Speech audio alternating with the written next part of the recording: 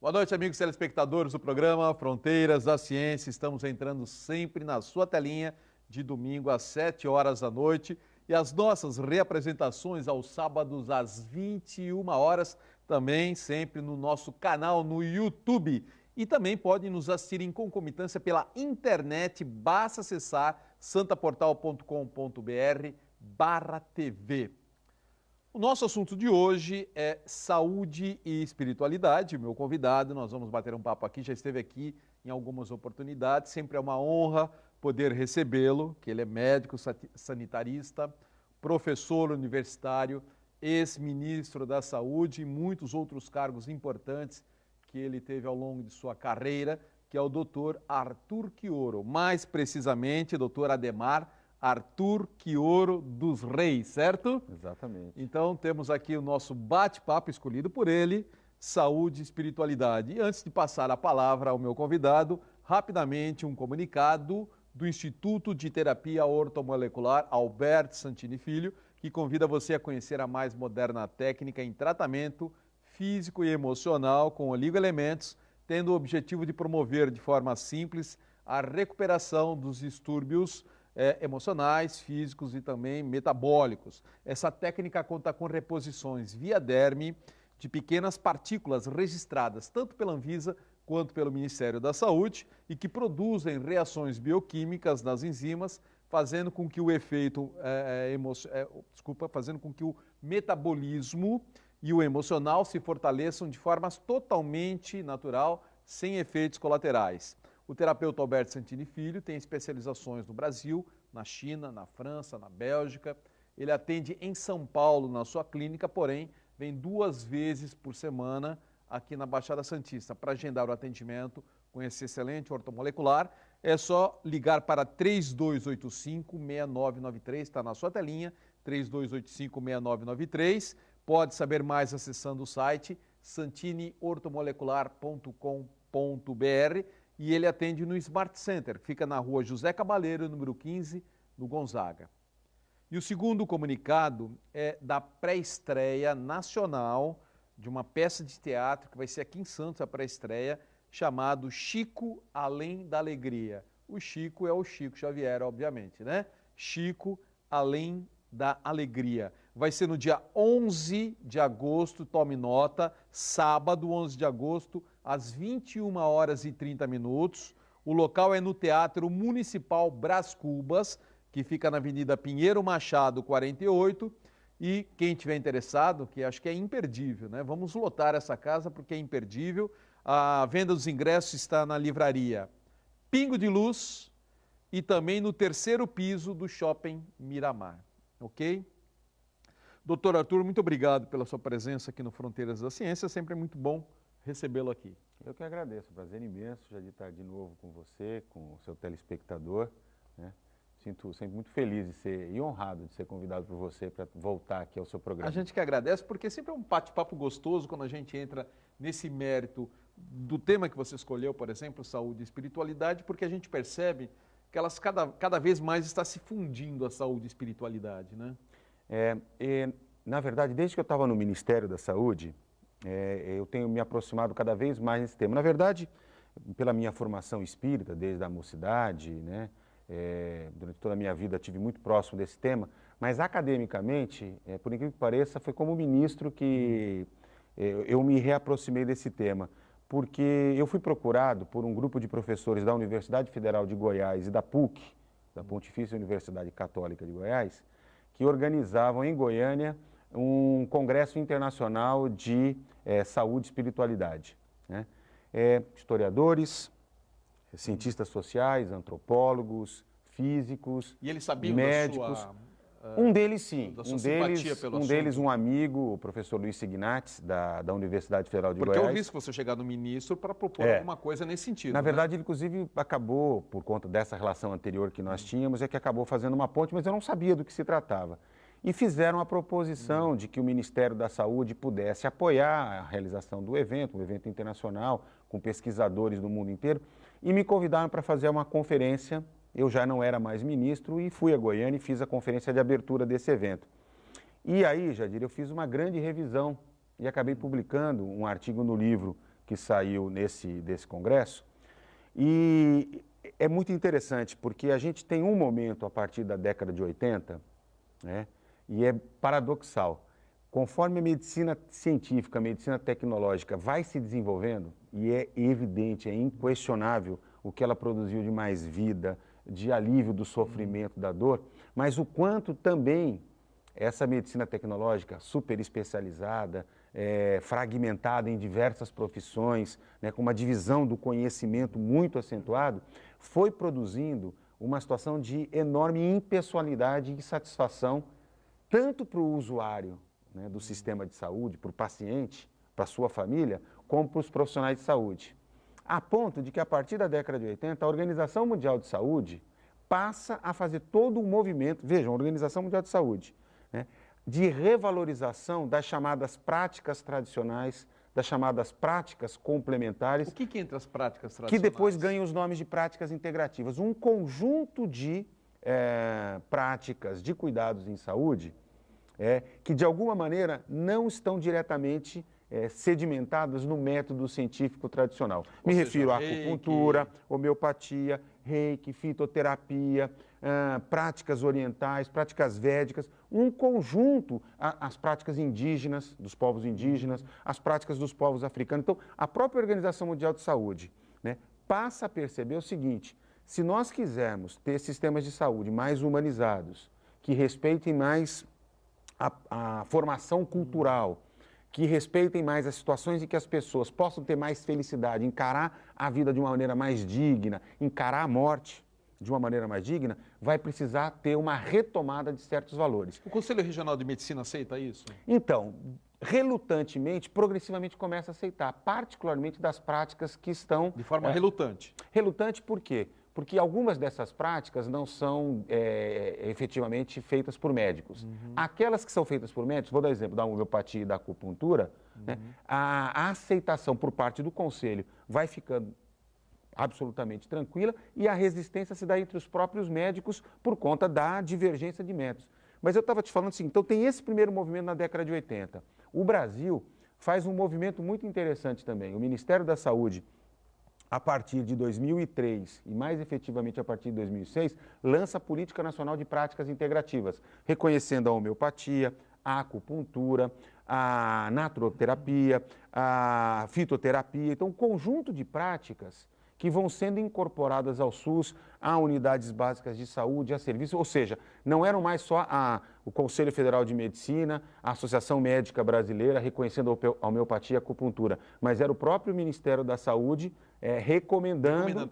Mas aí tem uma preocupação do que eu vejo, doutor Arthur, em relação, por exemplo, a quem vai praticar isso. Como é que vai se cuidar em relação a isso?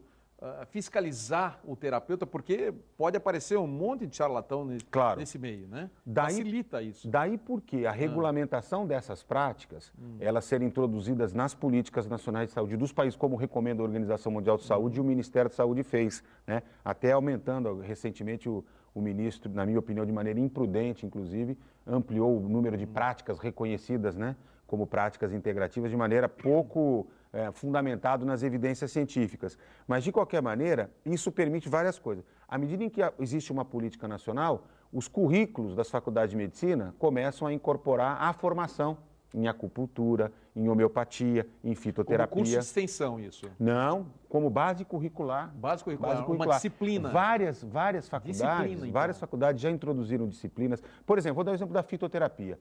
Se você pegar a biodiversidade que nós temos no nosso país, né, é um potencial terapêutico fantástico. Ervas medicinais aqui deve ser fabuloso, né? E, ao mesmo tempo, são japoneses, alemães, americanos, franceses que pegam a nossa matéria-prima, levam e a gente compra um medicamento feito à base de fitoterápicos, né? Vai por aqui. Então, os cursos de farmácia, no currículo médico, na área de farmacologia, começa a ser introduzido progressivamente. Quando o médico chega numa unidade básica de saúde, ele começa a encontrar um elenco. Então, várias prefeituras colocaram na relação de medicamentos municipais um conjunto de fitoterápicos. Ou oferecem práticas que são bastante consolidadas. Vou dar um exemplo muito claro. Quando eu era secretário em São Bernardo do Campo, nós tínhamos um conjunto de pacientes que recorriam direto aos prontos-socorros por conta de dores nas costas, dores lombares, que passavam por ortopedista, que tomavam anti-inflamatórios e tal. E a oferta de fisioterapia e acupuntura beneficiou muito esses pacientes. Qual que é a grande questão? A questão é que acupuntura, homeopatia e um conjunto de outras práticas consideradas integrativas, elas se fundamentam num paradigma científico que não é o do racionalismo científico moderno. Ortodoxo, né? Ele tem um sistema de classificação diferente, ele tem linguagem diferente, ele tem bases científicas diferentes, mas tem práticas evidentes. Mas o mais interessante é o que acontece nos últimos 10 anos. A partir desse movimento do Ministério da Saúde no Brasil, de outros países, da Organização Mundial de Saúde, etc., começa a haver um incentivo, Jadir, à investigação científica no campo da espiritualidade e da saúde. O próprio órgão, o principal órgão de pesquisa em saúde pública americano, que é o NIH, né, que é um Instituto Nacional de Saúde, ele financia estudos nessa área. E mais interessante ele recruta epidemiologistas das mais importantes escolas de medicina americana, entre elas a de Harvard, que lidera esse estudo, né, para fazer uma revisão sistemática dos principais estudos que tinham sobre saúde e espiritualidade. Ou seja, olhar a literatura científica no mundo inteiro e ver o que tem. E é muito interessante porque ele conclui da seguinte maneira: os estudos identifica cerca de 300 trabalhos científicos publicados em revistas científicas que deveriam ser considerados, porque tinham seguido o método científico, mas que eles eram irrelevantes, não eram práticas recomendadas, mas tem uma observação que deixa todo mundo chocado, porque eles identificavam o seguinte: pacientes com espiritualidade, não com religião, com espiritualidade, depois a gente pode conversar um pouco sobre isso, tinham 25% a menos de taxa de morte, de mortalidade. Significativo, né? Quer dizer, como é que eu posso considerar irrelevante quando tem um achado desse? O que aconteceu? O próprio governo americano, o próprio Instituto Nacional de Saúde americano, financia uma nova leva de pesquisas, né, voltadas à saúde e espiritualidade. Então, hoje, não só nos Estados Unidos, mas em vários lugares da Europa, etc., muitos pesquisadores estão voltados a compreender essa questão da espiritualidade e passam a entender o seguinte: pessoas com espiritualidade, eu quero insistir porque a espiritualidade não é necessariamente vinculação a um credo religioso, uma filosofia. Na verdade, a espiritualidade é a percepção na existência de algo depois da morte, na crença de Deus ou de alguma força criadora, né? Mas que coloca uma relação de transcendência.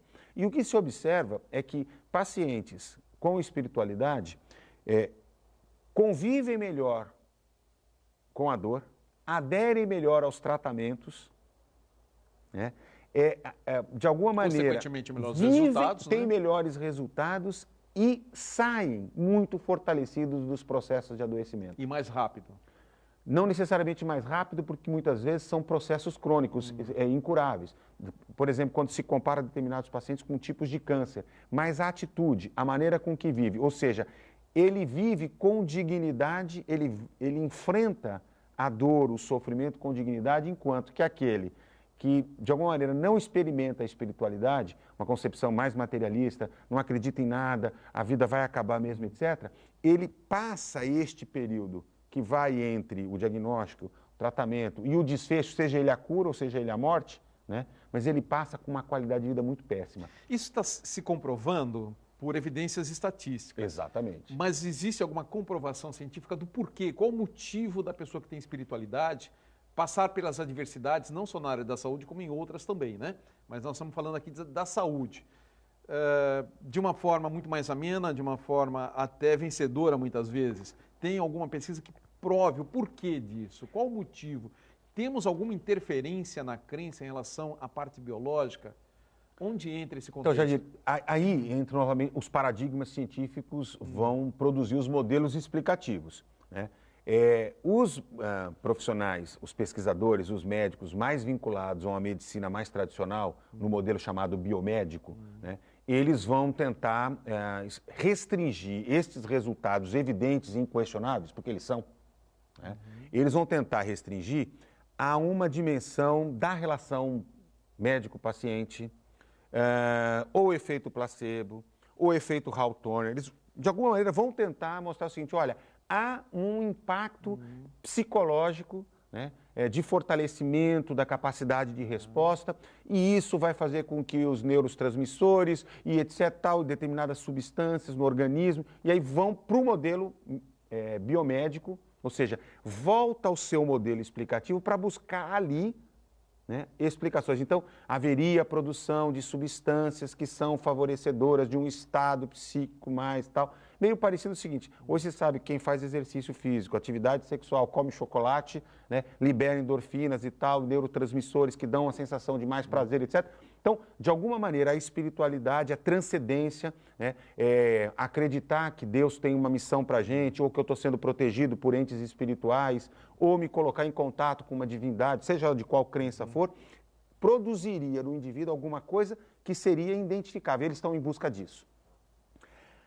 Há uma outra concepção que parte da seguinte ideia, né, particularmente, vamos dizer assim, da fundamentação do modelo explicativo das práticas integrativas, que nós somos claramente um complexo físico, né, mas temos também uma dimensão energética, né, e que os processos de cura não podem ser direcionados apenas à nossa estrutura físico-química, que elas precisariam considerar também a dimensão energética dos indivíduos, desse complexo físico-energético que nós somos. E, portanto, práticas integrativas que consideram essa dimensão energética, como é o caso da homeopatia com a energia vital, como é o caso da acupuntura com os meridianos, né, de energia, como é um conjunto de práticas que consideram o indivíduo para além da sua dimensão material, atuariam também nessa esfera. Veja, o Hahnemann, lá quando fundou a homeopatia, já trazia essa dimensão psíquica, não tinha Freud, não tinha nada disso desenvolvido, já percebia, mas quando experimentava o medicamento, ou quando o Mesmer chegava com o ímã na frente de uma pessoa que estava em coma, inconsciente, quer dizer, não poderia considerar o efeito que ele produzia, há um efeito de influência do magnetizador, ou do médico, ou do terapeuta, porque não haveria condições, né, de ter interferência naquela circunstância. Então, já se sabe isso há quanto tempo.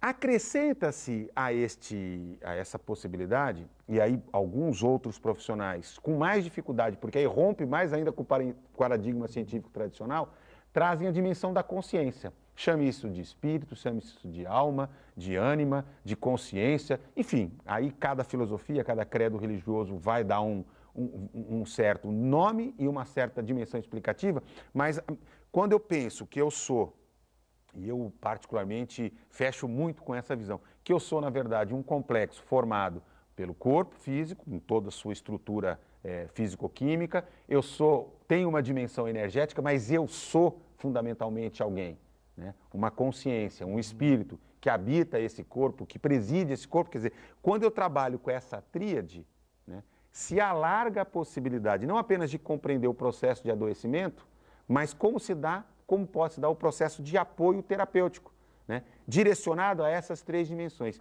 Isso faz a gente pensar, Jadir, uma das coisas fundamentais, porque os estudos têm mostrado também que existe a espiritualidade boa e a espiritualidade ruim, como tudo na vida. Se, por exemplo, as pessoas que têm espiritualidade, que são ligadas a uma religião, usam essa sua visão, essa sua formação para negar o tratamento tradicional, para assumir uma postura de que não vai precisar de nenhum apoio da ciência, da medicina, do hospital, do médico, do terapeuta, né? Que ele vai se curar sozinho, seguindo os preceitos da sua religião, etc. Eles mostram que, neste caso, do mesmo jeito que pode ter um fator protetor, você pode ter um fator deletério. Então, a grande sacada, se a gente pode dizer assim, é uma compreensão da saúde e espiritualidade que seja potencializadora, que tenha a capacidade de fazer uma complementação dessas diferentes visões. De forma complementar, claro. Buscar na medicina convencional o que ela é capaz de me entregar com qualidade, com eficiência, porque ela tem muita coisa para produzir mais vida. Doutor Arthur, eu queria no próximo bloco até mudar um pouquinho o nosso foco, que está interessantíssimo, por sinal, até lamento, mas eu queria entrar noutra parte da nossa conversa, que eu queria saber a sua opinião em relação, por exemplo, às famosas cirurgias espirituais, que muitos médiuns praticam aí pelo Brasil afora. Temos pessoas famosas, né, nessa área aí, tá bom? Tá bom. Deixa eu só dar um comunicado do Manalua Bem-Estarim sobre a psicoterapia biodinâmica. Preste atenção no seu corpo com cuidado e carinho. Permita-se olhar com ternura para o seu maior instrumento de trabalho, que é o seu corpo, né? A psicoterapia biodinâmica pode ser a solução para você se livrar de cansaço, irritação, insatisfação, aliviando dores de cabeça, peso nas pernas, desconforto nos pés, além de liberar suas costas e pescoço. Dê ao seu corpo a possibilidade de se sentir acolhido e relaxado. Como o corpo sustenta a emoção, ele vai lhe agradecer, respondendo com rapidez às solicitações que você fizer ao seu corpo. Renove-se. A psicoterapia biodinâmica é uma espécie de massagem completa. A Dulceli, que é expert nesse assunto, ela trabalha com várias técnicas ditas aqui pelo Dr. Arthur Quioro e a base principal é essa massagem incrível. Vale a pena conhecer no Manalua, basta acessar o site manalua.com.br para agendar, é só ligar no telefone 3222-2278 e o endereço do Manalua é Rua Goiás, 144, em Santos. Voltamos já, rapidinho. Olha, estamos hoje aqui conversando com o Dr. Arthur Quioro, ele que é médico sanitarista, professor universitário, ex-ministro da Saúde, envolvido em muitas ações profissionais e o assunto é saúde e espiritualidade. Lembrando que esse bloco é um oferecimento do terapeuta holístico e escritor do livro Análise Kármica, José Carlos Palermo, que há cerca de 18 anos vem se especializando em tratamentos espirituais para os mais variados quadros que assolam a sociedade moderna, em especial problemas como ansiedade, transtornos obsessivos, melancolia, tristeza acumulada, pânico, depressão, que é o mal do século, né? Fobias e vícios, tais como alcoolismo, obesidade, tabagismo. Dentre as técnicas mais utilizadas pelo Palermo, vem a apometria, antigoécia, hipnoterapia, terapia de vida passada e terapia sonoras, através das quais ele proporciona aos seus pacientes uma melhor qualidade de vida. Para agendar um atendimento individual com o Palermo é simples, é só ligar no 3289-1230, repito, 3289-1230, deixa recado na secretária eletrônica que ele retorna, ou se preferir através do WhatsApp, 991160195.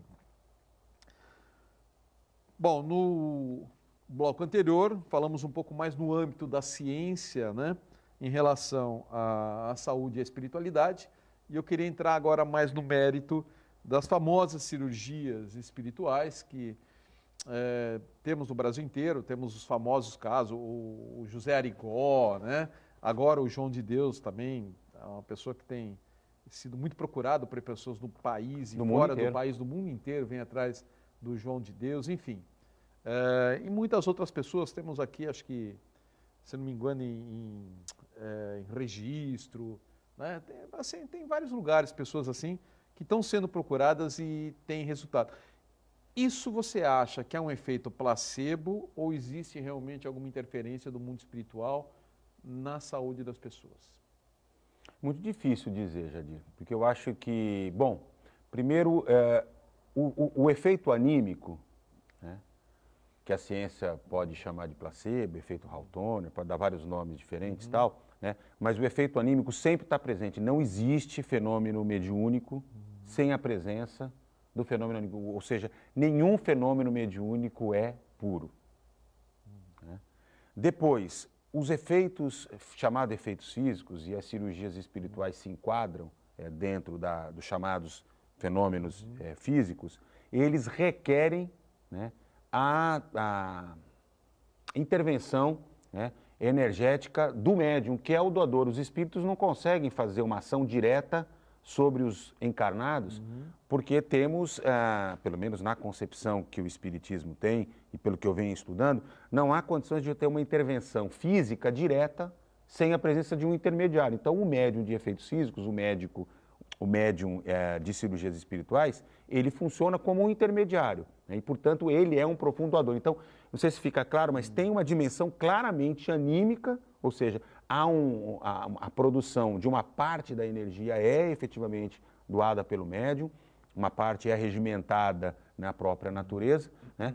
Agora, é muito difícil dizer, a não ser quando você tem manifestações mais diretas de uso de instrumentos, de materialização, sem de asepsia e a pessoa não tem infecção. Como é que pode isso? Do ponto de vista da medicina tradicional, não é um fenômeno explicável. Ele rompe um pouco a ordem dos paradigmas, como a gente vinha conversando no bloco anterior. Mas a questão que eu coloco é o seguinte, é muito difícil a gente dizer se de fato uma determinada pessoa, um determinado grupo que se propõe a produzir cirurgias espirituais, ele de fato é capaz ou não. Até porque, de maneira geral, esses grupos são grupos filantrópicos, são grupos que não contam com profissionais de saúde, não se submetem a nenhum tipo de acompanhamento, né? E eu sempre recomendo, Jadir, e aí assim, pela importância, pela audiência que você tem, eu sempre recomendo que as pessoas tenham, de fato, muito juízo, muita serenidade ao lidar com essa questão das cirurgias espirituais. A primeira recomendação é jamais interromper o tratamento convencional. Jamais, né? Se há um caso de câncer, continuar o tratamento com o seu oncologista. Se há um caso de transtorno mental, continuar com o psiquiatra, com o psicólogo, continuar tomando os medicamentos, fazendo a terapia, jamais interromper. Acho que essa talvez, Jadir, seja uma das recomendações mais importantes que eu possa fazer pela seriedade. Qualquer grupo mediúnico, qualquer médium de cirurgias espirituais que disser para um paciente, para uma pessoa ou para uma família, para interromper o que está sendo feito por orientação médica, deve ser imediatamente questionado, não deve ser seguido. Mas me parece que a maioria não, né? Me parece que a maioria fala que você deve continuar. Tem de tudo. Então, por isso que eu estou chamando a atenção. Certo. Em segundo lugar, quando envolve recurso financeiro. A cobrança, né, ela coloca a obrigatoriedade da entrega do produto, né? Ninguém vende nada de graça. Quem paga quer alguma coisa em troca, né? E à medida em que você tem a exigência, né, de trazer um produto em troca, né, começa a criar um ambiente muito suspeito. Eu desconfio demais e acho que essa é uma questão fundamental, né? Nem indiretamente, né? Até porque nem sempre os espíritos podem agir, nem sempre nós podemos receber benefícios ser curados, né? Agora, talvez o que seja mais importante, né, é observar o que significa esse fenômeno. Jadir, a analgesia, a produção de ausência de dor, o efeito de hemostasia, ou seja, de estancar o sangramento, falando numa linguagem mais simples, né? A asepsia, que é a capacidade de não gerar infecção, como você destacou, né? São fenômenos que deveriam fazer com que a pessoa e os familiares que procuram um grupo de mediunidade e cura, no mínimo se questionar o que está acontecendo, o que está por trás. Talvez as pessoas não consigam se aperceber, e eu quero voltar um pouco à ideia da espiritualidade, né? Que talvez a coisa mais importante numa cura mediúnica não seja a cura em si mesmo, mas seja a percepção de que a vida continua depois da morte, de que a vida não acaba com o fim do corpo físico, de que nós somos seres imortais, consciências, espíritos imortais, né? E que nós precisamos nos educar para a morte. Eu não sei se eu já disse isso aqui, mas no outro programa me desculpe o telespectador mais atento, mas o Pitágoras, eu sei que você gosta de matemática, além de matemática, ele era um grande filósofo. E ele disse que na vida nós só temos duas certezas, o 0 e o 1. É que nós nascemos e que nós vamos morrer. E, na verdade, a gente vive a vida como se a gente fosse estar no zero o tempo inteiro, né? A sociedade urbana, industrializada, do século XXI, etc., tirou da nossa agenda, da agenda das nossas conversas familiares, etc., um tema que é muito importante, que é o da morte, da nossa finitude. Ainda que eu seja reencarnacionista, que eu acredite na vida depois da morte, eu não posso passar dia após dia, semana após semana, mês a mês, ano a ano, sem parar para pensar no que eu sou, o que eu estou fazendo aqui, que eu vou ter um fim e que eu preciso de alguma maneira, nós precisamos, nos preparar para enfrentar esse momento inexorável, que é o momento da passagem para um outro plano existencial. Então eu fico pensando o seguinte, algumas pessoas podem se beneficiar. Eu tenho um exemplo de um tio, né? Ele morava em Toque Grande. E na fase, ele teve um câncer de esôfago, de orofaringe, muito importante. E na fase final, ele era tratado aqui em Santos, ele ficou com a minha mãe, né? e muito, já, assim, bastante debilitado e consumido pelo tratamento, pela enfermidade. E a gente, na época, buscou, né, um médium de cura e o espírito nos disse, olha, não tem mais o que fazer. É possível, não tem o que fazer, mas é possível amenizar. E eu me lembro muito bem, dormíamos eu e meu irmão, o Marquinhos, dormíamos no quarto e ele ficava na sala de casa, do apartamento onde a gente morava, e eu escutava a madrugada inteira os gemidos dele. Os gemidos, é muita dor, né? Mesmo tomando aquela medicação muito forte e tal, muita dor. E depois de se submeter às reuniões mediúnicas de cirurgia de cura, ele não ficou curado, ele morreu semanas depois, mas ele pôde viver com mais dignidade, amenizou a dor e uma coisa fantástica, a coisa que ele mais adorava na vida era comer o pão francês com bife à milanesa dentro. Uma coisa bem nossa. E pôde ainda... ele, bastante debilitado pela enfermidade, ele pôde comer com dificuldade, mas conseguiu mastigar, ter o prazer de voltar. O câncer era no esôfago. Era, no esôfago. Pegava um pouco da orofaringe e tal. E ele conseguiu se alimentar, fazer uma alimentação que, na evolução da enfermidade, ele só tinha dieta líquida, já há muitas semanas, quase meses, que ele não conseguia comer. Eu trago esse exemplo pessoal, acho que muitos de vocês que nos ouvem, nos assistem, devem ter exemplos, mas assim, quero colocar isso como reflexão. Será que o mais importante, de fato, é obter a cura da doença física ou é produzir uma transformação na nossa existência? Seja para enfrentar com dignidade a morte, se reencontrar no plano extrafísico e retomar o nosso projeto existencial, ou seja, obtendo a cura, produzir transformações efetivas naquilo que nós somos e naqueles que com a gente vive. Porque tem muita gente que é tão egoísta, né? Ou é tão fechado em si mesmo, egocêntrico, culpa tanto Deus, culpa tantos outros pelos seus dramas, pelos seus sofrimentos, que nem quando obtém um benefício de uma cura espiritual e etc., é capaz de se transformar, de se autotransformar, de perceber o seguinte, olha, a vida é muito mais do que o acúmulo de posses materiais, né? Então, essa mediocridade que muitos de nós tocamos a vida.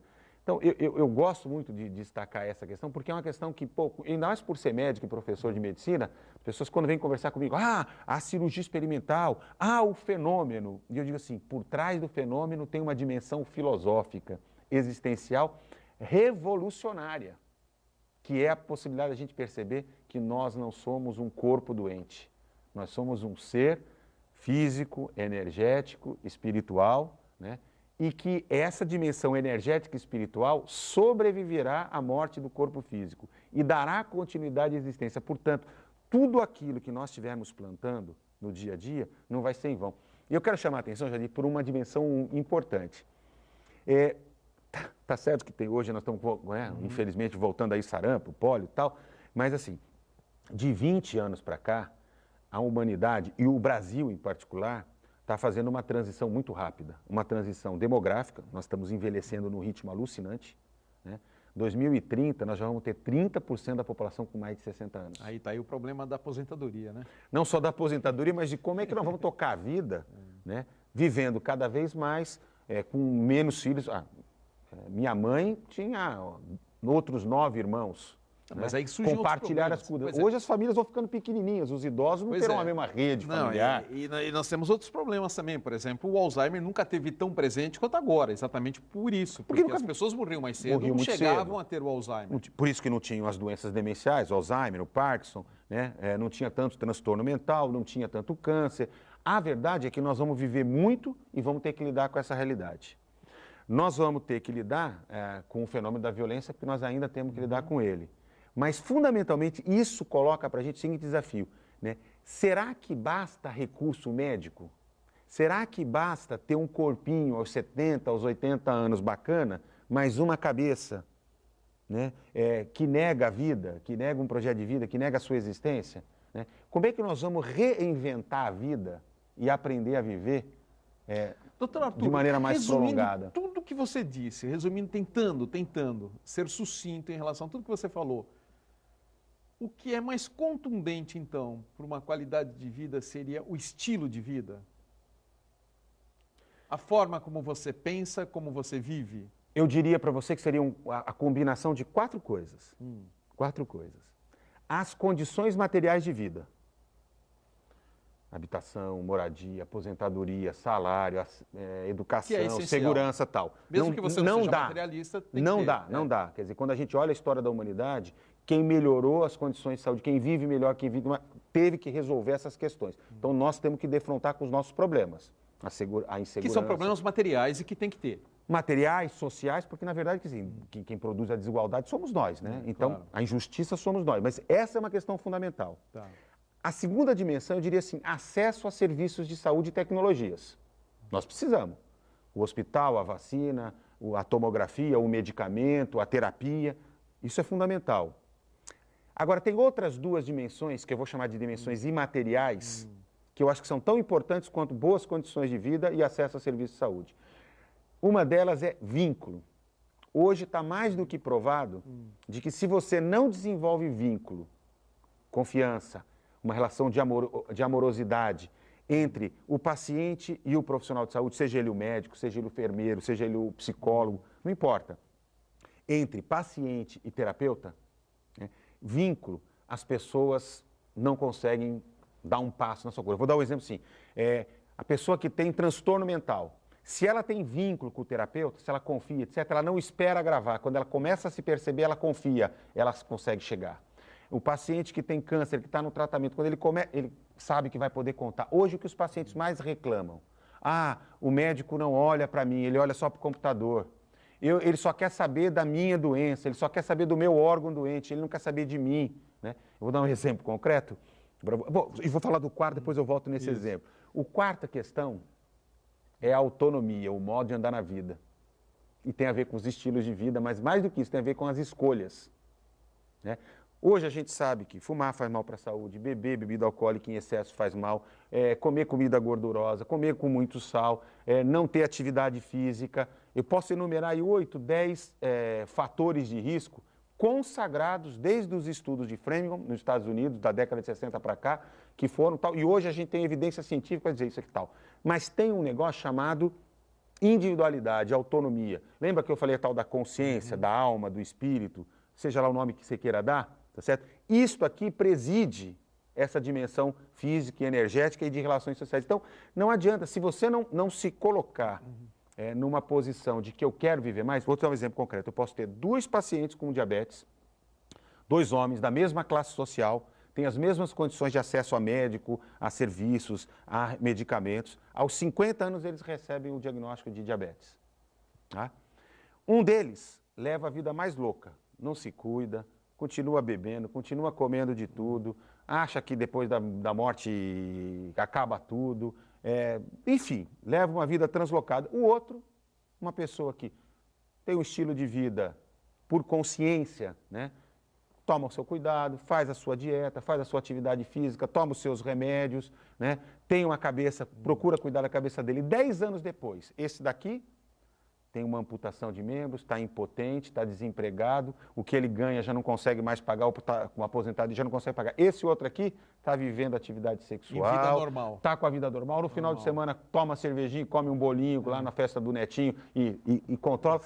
Os 2 são iguaizinhos, mas aí a autonomia foi fundamental. Os 4 pontos que você citou, eles têm de importância igual, então. Nenhum mais do que o outro. Iguais. Né? A falha de um deles proporcionaria dificuldades muito grandes. Ok, fica bambo.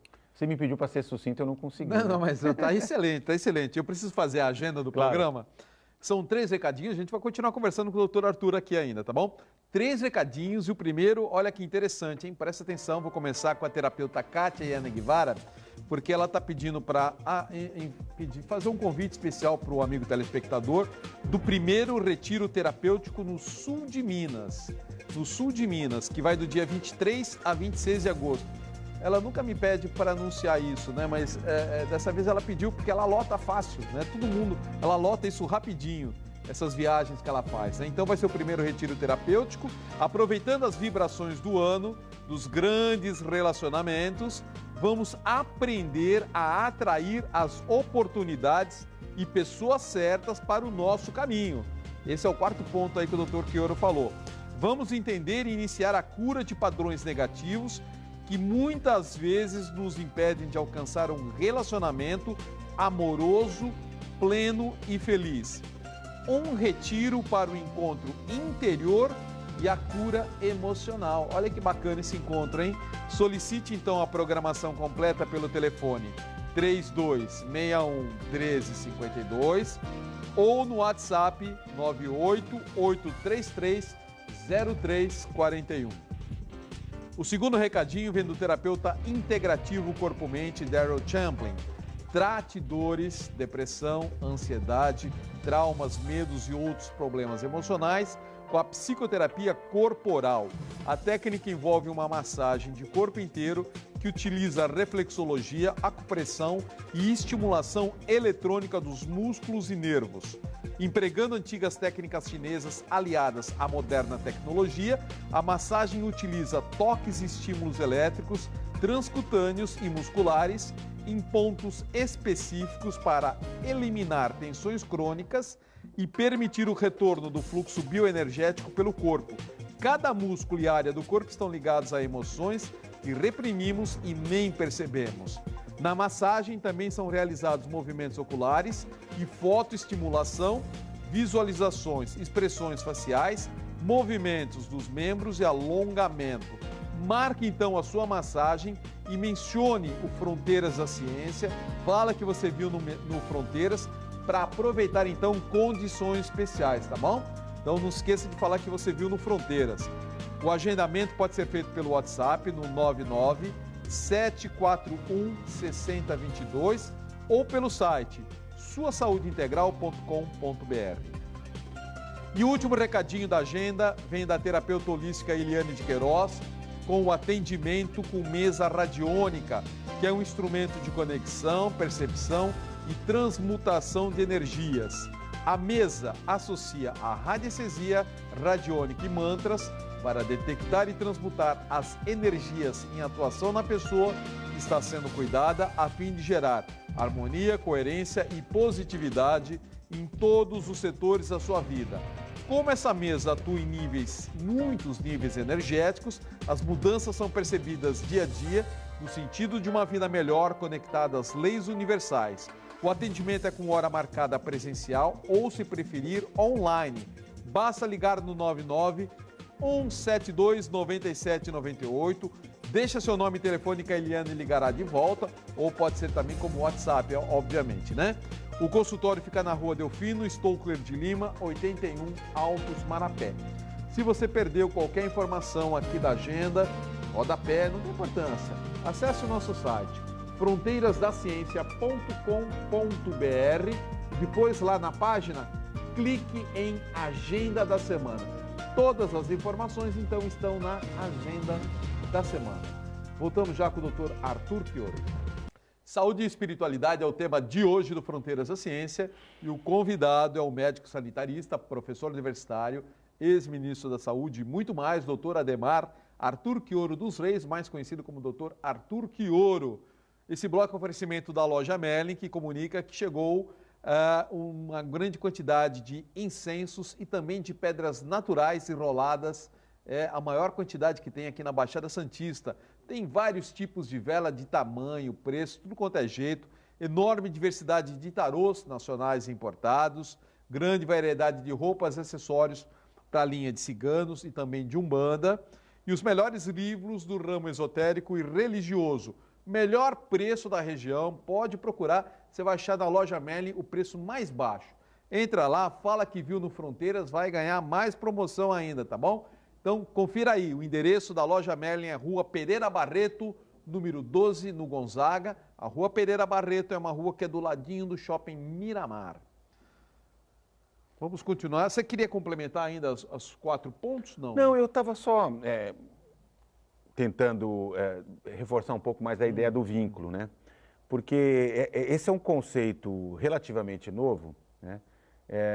E que eu vou tentar explicar um pouco assim, usando uma alegoria. Você imagina o seguinte, qualquer profissional... Uma metáfora. É uma metáfora. Qualquer profissional de saúde, quando ele chega para cuidar de alguém, imagina uma malinha do médico, né? Naquela malinha, ele tira tecnologias duras.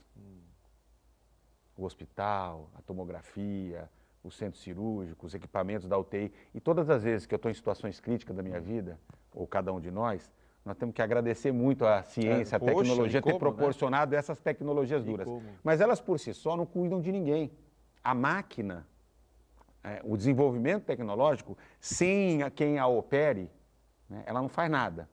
Então, o médico também, ou o enfermeiro, ou o dentista, enfim, o terapeuta, ele tira da malinha as chamadas tecnologias leve-duras. O que eu estou chamando disso? Que é o saber fazer, né?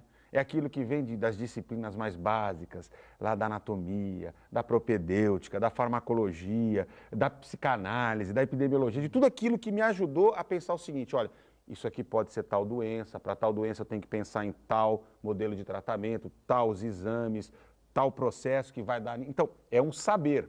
Então, o profissional, quando cuida, precisa levar isso aqui. Mas ele também, e essa é a novidade, precisa tirar de dentro dessa malinha chamadas tecnologias leves, que são as tecnologias relacionais, que são aquelas que desenvolvem, confiança, relação de compromisso, de afeto, de compreensão, capacidade de fazer com que uma pessoa possa mudar hábitos arraigadíssimos na sua vida, né? Ninguém é extremamente obeso simplesmente porque gosta de... não, ele gosta, ele tem prazer, tem uma série de mecanismos. Ninguém fuma muito porque, porque é sem vergonha, não, isso dá prazer. Tal. Então, como é que ele faz para mexer nisso tudo, né? Para mexer nas questões mais profundas que façam que as pessoas possam mudar as suas vidas, dar novos cursos para elas ou viver feliz com as decisões que fizeram? Né? É fundamental mexer com essas tecnologias leves. Eu fico pensando, Jardim, se as chamadas práticas integrativas, as práticas complementares, essas que estão no campo da saúde e da espiritualidade, não são exatamente um conjunto de contribuições para esse grupo de chamadas tecnologias leves. Vou dar um exemplo concreto. Quando alguém busca lá no centro espírita uma terapia energética, um passe, ou a cirurgia espiritual, ou um aconselhamento, ou alguém vai numa igreja católica ou numa igreja evangélica e consegue lá um apoio espiritual tal. Quer dizer, isso de alguma maneira é um mecanismo complementar. Eu estava te falando também da questão do envelhecimento, né? Isso é uma questão concreta, novos desafios. Mas tem uma coisa que as pessoas pouco se apercebem que tem a ver com os transtornos mentais, né? Todos os países desenvolvidos que foram se livrando dos problemas, vamos dizer assim, mais indignos da injustiça, da desigualdade social, vão apresentando ao mesmo tempo uma maior prevalência de transtornos mentais. Nós, homens e mulheres, somos uns bichinhos muito estranhos, né? Quando a gente vai resolvendo as questões mais materiais, a dimensão existencial vai se sobrepondo. Então, a Organização Mundial de Saúde, por exemplo, trabalha com a ideia de que nós temos 24% a 26% da população tem algum tipo de transtorno mental. 3% tem transtornos mentais graves. Por isso que os problemas ligados à depressão, como você há pouco falou, a ansiedade, a tentativa de suicídio, aos quadros mais psicóticos, a dependência química, eles são tão frequentes na vida de todos nós. O telespectador deve pensar, só eu tenho problema na minha família, ou comigo, tal. Não, né? Ele é um problema muito comum e tenderá a ficar cada vez maior. E nós vamos ter que se estruturar para lidar com isso. Será que eu consigo, por exemplo, cuidar da dependência química, ao álcool, às drogas, só com medicamento? Só com terapia? Ou é preciso dar um novo significado para a vida dessas pessoas? Eu digo sempre o seguinte, no lugar da droga, é preciso, aliás, no lugar da droga de vida, é preciso reconstruir um projeto de vida que dê prazer, dê sentido. E aí, essa dimensão da espiritualidade sadia, não confessional, não carola, né, não ritualística, ela pode produzir liberdade para as pessoas de encontrarem sentido para a vida. Né? Sentido para a vida para lidar para além da doença, porque quando a gente fala de doença, a pessoa é câncer, é hipertensão, é diabetes, é Alzheimer. Não. Né? Tem um grupo de transtornos, né, que são cada vez mais frequentes, né, vejam, né, nos ambientes de trabalho, vejam nas escolas, a quantidade de gente que de uma hora para outra, tal, quer dizer, nós vivemos tempos de crise. Né, e aí me parece que essa visão da saúde e da espiritualidade pode produzir um novo paradigma e novas práticas, né, práticas que não vão tirar o espaço do médico, do psicólogo, do fono, do terapeuta de qualquer ordem, né? Mas podem alargar as possibilidades das pessoas encontrarem apoio, né? E sentido para as suas vidas. É a complementação, né? Isso. Não tem como escapar disso. Doutor Arthur, eu quero voltar a um outro assunto. Você, ao longo do programa, muitas vezes você falou de pesquisas nos Estados Unidos, pesquisas europeias. Como é que estão as pesquisas no Brasil em relação a tudo isso? Nós temos grupos pontuais, né, hoje desenvolvendo pesquisas nessa área. Em novembro do ano passado, para minha surpresa, eu fui convidado, eu sou professor da Escola Paulista de Medicina, da Unifesp, e eu fui convidado para fazer uma conferência de abertura sobre esse tema saúde e espiritualidade num fórum de práticas integrativas da Unifesp. Era uma tentativa de reunir o conjunto de práticas integrativas que professores, pesquisadores da Unifesp, de uma única universidade, vinham desenvolvendo. Veio até o representante do Ministério da Saúde, da Secretaria de Estado da Saúde e de um do Ministério da Ciência e Tecnologia. Eu fiquei impressionado, porque cada pesquisador, cada professor tinha 15 minutos, eu fui o único que tive 40 minutos para fazer a conferência de abertura, os outros tinham 15 minutos para fazer a apresentação. Jadir, 3 dias seguidos de apresentação de projetos, que envolvia desde saúde indígena, desde pesquisa de fitoterápicos, práticas religiosas, práticas energéticas, acupuntura, homeopatia, antroposofia, tinha de tudo que você pode imaginar. Só que, ao mesmo tempo, eu que estou na universidade há um tempão, olhava para o professor da reumatologia, olhava um para o da otorrina, um da neurologia, para um da área de ciências básicas, jamais imaginei que eles tinham linhas de pesquisa voltadas a esse campo. E aí eu me apercebi o seguinte, como o racionalismo científico moderno criou a ideia de que qualquer um que desvie da norma científica é charlatão. Ortodoxa, né? E talvez Ela o pior rígida. epíteto que um cientista pode ganhar é o rótulo de charlatão. O que acontece é o seguinte, todos continuam com a sua carreira publicando nas principais revistas do mundo inteiro, né? Revistas indexadas, etc., publicando na sua área específica. E fazem quase que como uma vida paralela à produção, às investigações neste outro campo. E aí eu comecei a perceber, depois que saiu esse livro, eu fui chamado na OSEC, depois eu fui chamado na PUC de Campinas, depois eu fui chamado na Unicamp, eu fui chamado recentemente para 2 universidades no Rio Grande do Sul. É muito maior do que você imaginava. Aí eu vejo pela imprensa a Faculdade de Medicina no sul de Minas fazendo trabalho nessa área. Você começa a perceber que tem grupos pipocando em vários cantos do Brasil, mas sem uma conexão. Acho que está faltando, Um elo de alguma maneira, um elo. Tem um artigo recente na Lancet, que é uma das principais revistas do mundo, que faz uma nova revisão sobre saúde e espiritualidade. E aí não pega, eu tive o cuidado de ver, não pega nenhum estudo nacional. Nenhum estudo nacional. Talvez porque os pesquisadores não utilizem revistas nacionais, têm utilizado revistas de outro padrão para fazer a revisão, ou porque nós não conseguimos ainda publicar nada com consistência para ser considerado em âmbito internacional. Com base científica. Mas eu chamo a atenção, quem quiser, vale a pena, tá certo? Vai ficar surpreso com o que está sendo produzido no mundo inteiro, né? E aí é no mundo inteiro mesmo, né? Você vê trabalhos da Holanda, você vê trabalhos na China, você vê na Europa Oriental vários pesquisadores, na França, em Portugal. Tem alguma linha que te chamou mais atenção, Arthur? Alguma linha desse? Olha, as experiências de quase morte... EQM tem assim como é que eu diria assim, tem um grupo de anestesistas, de intensivistas que trabalham na área de urgência, consolidando investigação nesse campo já há algum tempo. Eu diria para você, ali tem uma linha. Depois tem aquelas que buscam evidência na homeopatia e na acupuntura, nas chamadas práticas energéticas. Depois, no campo mais da antropologia, das ciências humanas, né?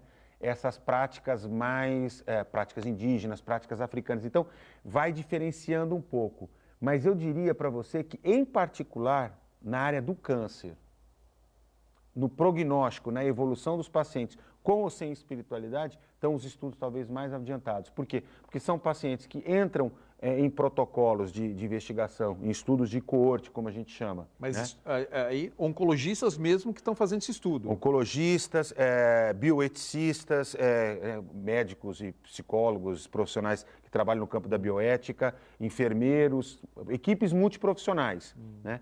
Que hoje já tem um certo padrão de resposta esperado, né?